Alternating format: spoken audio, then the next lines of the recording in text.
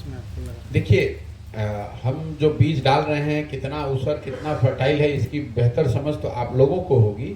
मैं इतना कह सकता हूँ 15 महीने पैदल चलने के बाद कि बिहार में एक बड़े जनमानस में परिवर्तन की बात, विकल्प की बात, कुछ नया होना चाहिए की बात, कि लालू नीतीश भाजपा से आगे देखने की बात, ये एक बड़े जनमानस में ये भावना है।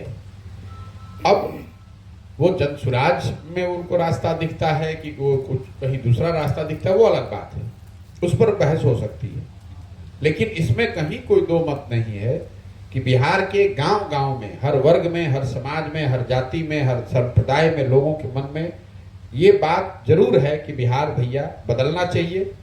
और इसको बदलने की जो कवायद है वो इन तीनों दलों के माध्यम से तो नहीं हो सकती। बिहार में कुछ नया होना चाहिए। अब नया कौन करेगा, कैसे करेगा, उसको लेकर अलग अलग मत हो सकते हैं। तो मैं ये देख रहा हूं कि 50% से ज्यादा लोग बिहार में परिवर्तन चाहते हैं। और आप लोग भी पत्रकारिता करते हैं, ये देखते होंगे परिवर्तन कौन करे, कैसे हो, कौन उसका नेतृत्व करे, क्या व्यवस्था बने, उसको लेकर बात हो सकती है। लेकिन परिवर्तन होना चाहिए। लालू नीतीश के आगे बिहार को देखना चाहिए। भाजपा से बिहार में कुछ नहीं हो सकता है, ये बातें करीब करीब सर्वमान्य हो गई हैं। सब लोग इस बात को मानते हैं कि लालू नीतीश से अब ये नहीं होगा, बहुत देख लिया इन लोगों को, इनसे आगे बढ़ने और देखने की जरूरत है। उनके अपने समर्थक भी ये बात बताते हैं। वैसे भी आपका जो है कि बच्चे का भविष्य देख करके वोट कीजिए, जाति धर्म से परे होकर के वोट कीजिए, तो बहुत अपीलिंग और सेंटिमेंटल है। लोग की जगह तो बन रहा है। और ठीक कहा ने आपने कि परिवर्तन की चाह बढ़ी है। अब चाह का लोग कैसे जलता रहे वो तो आप नहीं, देखिए ऐसा है ना, ये बच्चों वाली जो मैं बात कह रहा हूँ इसलिए कह रहा हूँ कि बिहार ने नेताओं को देखकर वोट दिया, विचारधारा के आधार पर वोट दिया, आंदोलनों को देखकर वोट दिया, किसी से सुधार नहीं हुआ। हम इसलिए कह रहे हैं कि एक बार अपने बच्चों के लिए वोट दो। और बच्चों को अगर को देखकर आप वोट दोगे तो उसकी एक बड़ी खासियत ये है कि जो 5 साल आप कष्ट में रहते हैं और वोट के दिन उस बात को भूल जाते हैं, बच्चों का चेहरा देखोगे वोट देते समय तो आपको ये याद रहेगा कि यही वो दल है, यही वो नेता है जिसकी वजह से मेरा बच्चा आज अनपढ़ है, यही वो दल है, यही वो नेता है जिसके वजह से हमारा बच्चा साल में 12 महीने में 11 महीने कहीं जाकर बाहर मजदूरी कर रहा है। बताइए, अभी उत्तराखंड में जो टनल में लोग फंसे हुए हैं उसमें 4 या 5 बिहार के बच्चे हैं। उन परिवारों पर क्या बीत रही है। अभी 5-7 दिन पहले सूरत में सेप्टिक टैंक साफ करते हुए 5 बिहार के बच्चों की मृत्यु हो गई। उनके परिवारों का कौन पूछने वाला है। दुर्घटना देश में कहीं भी हो उसमें मरने वाला, उसमें भुगतने वाला बिहार का ही बच्चा है। क्यों? क्योंकि 2 करोड़ से ज्यादा बिहार के लोग आज 10,000, 12,000, 15,000 रुपए के लिए सबसे कठिन स्थिति में, सबसे डेंजरस काम जो कोई नहीं करता है वो बिहार का आदमी बेचारा, गरीबी में परेशान आदमी जाकर वो करता है। कश्मीर में सड़क बनानी है तो मजदूर हरियाणा से नहीं जाएगा, पंजाब से नहीं जाएगा, उत्तर प्रदेश से नहीं जाएगा। कश्मीर में काम करने वाले लोग बिहार से जा रहे हैं। कभी आप और हम ये नहीं सोचते भाई पंजाब का आदमी बगल में कश्मीर है, हिमाचल का आदमी वो क्यों नहीं जाता है? क्योंकि वहां खतरा ज्यादा है लोगों की नजर में, लोग वहां से नहीं जाते हैं। बिहार का बेचारा गरीब आदमी यहाँ से खतरा है उसको भी मालूम है, लेकिन करेगा क्या? उसको अपने बच्चे को खिलाना है, अगर बच्चे का पेट भरना है तो उसको खतरा लेकर काम करना पड़ेगा। और ये लोग एक बार भी पलायन की बात नहीं करते हैं कि इन 2 करोड़ लोगों की जिंदगी, 2 करोड़ परिवारों की जिंदगी कैसे सुधरेगी। यहाँ अभी भी ये समाज को बांटने में और अपने वोट को बटोरने में लगे हुए हैं। मैं आपको बता रहा हूँ, मैं रोज रोज ये बात नहीं कहता हूँ नेताओं की तरह। मैंने जीवन में एक बार सिर्फ बंगाल के चुनाव को लेकर ये घोषणा की थी कि किसी भी हालत में भाजपा को यहाँ 100 सीट नहीं आएगा। वहां आया 77। मैंने आपको कहा है कि नीतीश कुमार को लोकसभा के चुनाव में बिहार की जनता पूरी तरीके से नेस्तनाबूद कर देगी। इस आदमी को 5 सीट भी नहीं आएगा। और उसके बाद से नीतीश कुमार के पारी का अंत, चाहे उसके बाद जितना दिन आप रह लीजिए। और अगर 5 सीट आ जाए तो आप हमको खोज के आ जाइएगा, सार्वजनिक तौर पर खड़े होकर ना माफी मांगेंगे हम। हो ही नहीं सकता है। जनता इतनी बेवकूफ नहीं है। आप चाहे उसको जिस तरीके से बांट लीजिए, सर्वे करा लीजिए, रिजर्वेशन की बात कर लीजिए, बांटने की बात कर लीजिए, विशेष राज्य की बात कर लीजिए, जनता नीतीश कुमार की बात नहीं सुनने वाली है। हर आदमी जान गया है कि इस आदमी का कोई मोरल कैरेक्टर नहीं है, कोई इसका सिद्धांत नहीं है। इसका एक ही सिद्धांत है, कुर्सी पर किसी तरह बने रहो। और 18 साल जिस आदमी को जनता ने देख लिया, अब उसको दोबारा देखने, जांचने, परखने की जरूरत नहीं है। और उनकी हालत आप देख रहे हैं, मनोस्थिति नीतीश कुमार की। ऐसा बयान ये खड़ा होकर विधानसभा में इस आदमी ने दिया है कि पूरे बिहार के 13 करोड़ जनता को शर्मसार किया इस आदमी ने।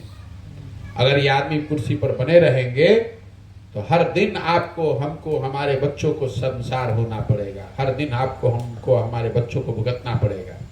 नीतीश कुमार का खात्मा राजनीतिक अंत है, अब कोई नहीं बचा सकता है। मैं लिख के दे रहा हूं आपको, कोई नहीं बचा सकता है। और जो उस आदमी को अपने कंधे पर बैठाएगा वो भी उसके बोझ के तहत दब के खत्म हो जाएगा, ये भी समझ लीजिए। और आपको, और ये हमारी बात पर भरोसा नहीं है, 5 महीना रुक जाइए, अभी चुनाव हो रहा है, आपको दिख जाएगा कि प्रशांत किशोर ने जो कहा था वो हुआ कि नहीं हुआ। और वो आदमी को कहीं ना कहीं समझ है, इसीलिए मन इतना विचलित है। सामाजिक राजनीतिक जमीन खिसक गई है, कुर्सी बची हुई है, तो घबराहट में कुछ का कुछ बोलता है वो आदमी।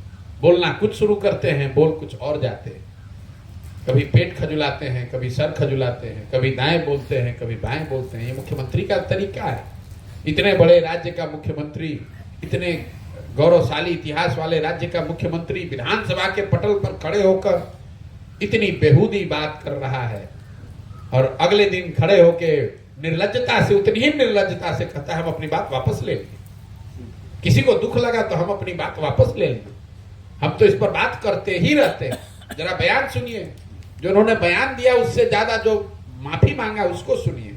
कहता है हम तो इस पे बात करते ही रहते हैं, लेकिन किसी को खराब लगा तो बात वापस ले लेते हैं। बताइए, ना आंख में पानी है, ना निर्लज, हंसते हुए, कोई शर्म नहीं है। क्या लगता है सर, ये उम्र का इफेक्ट है या चुनाव का? नहीं, उम्र का असर है, और जो आपने बोया है वही तो काटोगे भाई। आपने सबके साथ यही किया है, अब आपके साथ नियति कर रही है।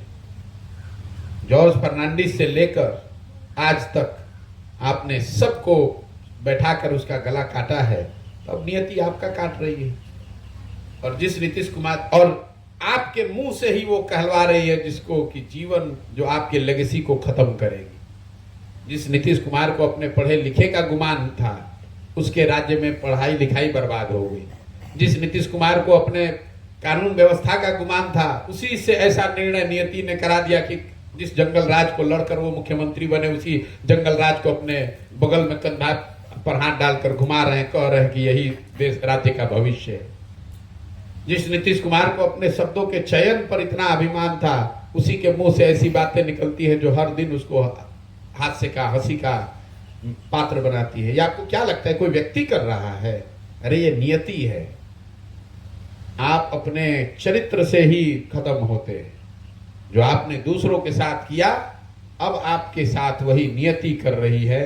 जो चीज भी आपने लेगेसी के तौर पर बनाया, वो हर चीज आपके उलट, वो अपने आप अपना लेगेसी अनडू कर रहे हैं। अब नीतीश कुमार जब कल हटेंगे तो जंगल राज को उन्होंने बिहार में खत्म करने में कोई भूमिका अदा की थी, ये उनके लेगेसी का हिस्सा नहीं होगा। उनके लेगेसी का हिस्सा ये होगा कि जाते जाते ये आदमी बिहार में फिर से जंगल राज लाना चाहता था। कानून व्यवस्था में नीतीश कुमार को शुरुआती सफलता जो मिली, आज उनका जब इतिहास लिखा जाएगा तो कहा जाएगा कि जाते जाते इस आदमी में कानून व्यवस्था की स्थिति जितनी खराब थी उससे भी ज्यादा बिगाड़ के ये आदमी गया। नेताओं के सभ्यता शब्दों के चयन पर जब इतिहास लिखा जाएगा तो बताया जाए कि ये आदमी जाते जाते ऐसे शब्दों का प्रयोग करके गया जिससे पूरा समाज, पूरा राजनीतिक सामाजिक जीवन में सक्रिय लोगों को शर्मसार होना पड़ा। ये अपनी लेगेसी आप खुद लिखते हैं। आपने गलत किया है तो गलत ही आपके सामने आएगा। वही नीतीश कुमार के साथ हो रहा है। बहुत बहुत धन्यवाद भैया, आप खत्म करें। ऐसी चर्चा आ रही है जो प्रशांत किशोर जी बीजेपी के सपोर्ट में काम कर रहे हैं, बीजेपी के लिए काम कर रहे हैं। मेरे भाई, बीजेपी वाले इतना काम नहीं कर रहे हैं जितना हम कर रहे हैं, और हम उनके सपोर्ट में हैं। बीजेपी की सबसे बड़ी हार पिछले 5 वर्ष में कहाँ हुई? पश्चिम बंगाल में। अब बीजेपी वाले अपने टीम को ही भेज के बंगाल में अपने ही आपको हरवा लिया उन्होंने। तो यहाँ पर ये टिप्पणी करने वाले वो लोग हैं जिनको मुफ्त में वोट लेने का आदत लग गया है। भाजपा का डर दिखाकर लालू नीतीश को जो वोट मिलता है, अब उनको डर लग रहा है कि वो मुफ्तखोरी खत्म हो जाएगी। भाजपा वालों को भी लालू का डर दिखाकर जो वोट मिलता है उनकी भी मुफ्तखोरी खत्म हो जाएगी। उनको लग रहा है कोई तीसरा विकल्प बन जाएगा तो ये मुफ्त में जो वोट आता है, आप लोग पत्रकार है, आपको मालूम है कि यहाँ वोट ना लालू का है ना भाजपा का है, वोट यहाँ उल्टा है। लालू के डर से भाजपा को है, भाजपा के डर से लालू को है। तो ये डर वाला मुफ्त वाला जो वोट है, ये कहीं खिसक न